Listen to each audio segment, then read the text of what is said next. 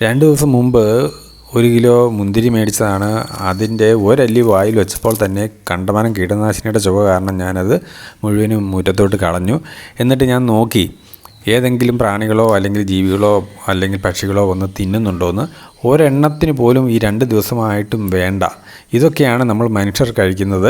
നിങ്ങൾ ഓർക്കണം, ജ്യൂസ് കുടിക്കുമ്പോഴേക്കും നിങ്ങൾ ഒട്ടും അറിയില്ല. കാരണം അവർ ഒരുപാട് മധുരമൊക്കെ അതിൽ ചേർക്കുന്നതുകൊണ്ട് കീടനാശിനിയുടെ ചുവയെ മറികടന്ന് പോകും. അതുകൊണ്ട് ഒരു കാരണവശാലും വെളിയിൽ നിന്നുള്ള പഴങ്ങൾ കഴിവതും ഒഴിവാക്കുക. അല്പമൊന്ന് ശ്രദ്ധിച്ചു കഴിഞ്ഞാൽ നമ്മുടെ പറമ്പിൽ തന്നെ നമുക്ക് വേണ്ടിയ പഴവർഗ്ഗങ്ങൾ ഉണ്ടാക്കാവുന്നതേ ഉള്ളൂ.